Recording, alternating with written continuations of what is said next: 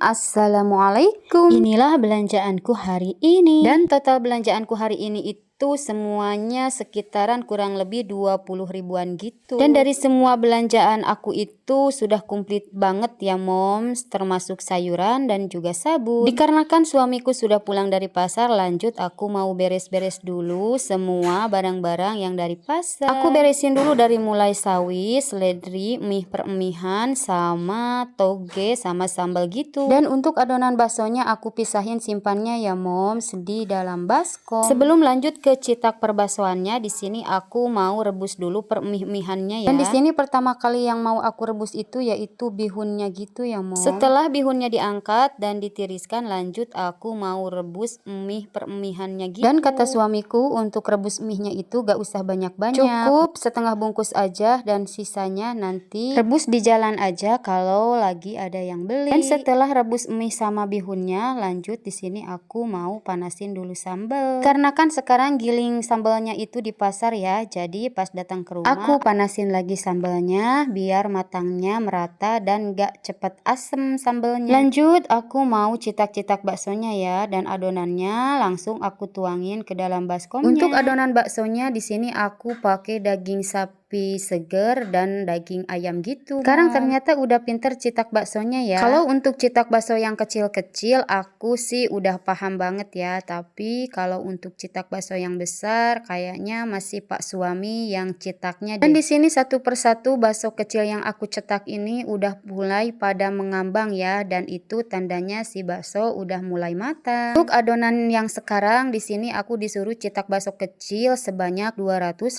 biji gitu ya. Setelah cetak bakso kecilnya beres, lanjut giliran suamiku cetak bakso yang gede. Kita bisa lihat ya di sini cetak bakso yang gede itu harus bener-bener bulat. Di saat suamiku lagi cetak bakso yang gede, lanjut di sini aku mau potong-potong sawinya gitu. Untuk potong sawi buat bakso itu jangan panjang-panjang ya, beda lagi sama buat mie ayam. Karena kalau untuk mie ayam potong-potongnya sawi itu harus agak panjang gitu ya mo. Lanjut lagi di sini aku mau potong-potong daun seledrinya gitu. Biar seledrinya bagus, potong seledrinya harusnya dari daun ya, bukan dari batang ke daun. Tapi menurutku kalau potong-potong seledrinya dari daun itu suka berantakan banget. Dan bisa kita lihat setelah beberapa menit si baksonya udah mulai mengambang. Dan setengah jam kemudian baksonya diangkat lalu dikipas ya mo. Benarnya kalau lagi merebus bakso itu harap apinya itu kecil banget mo. Lanjut yuk kita kipasin baksonya, dan terima kasih yang sudah nonton video aku, dan sampai ketemu di video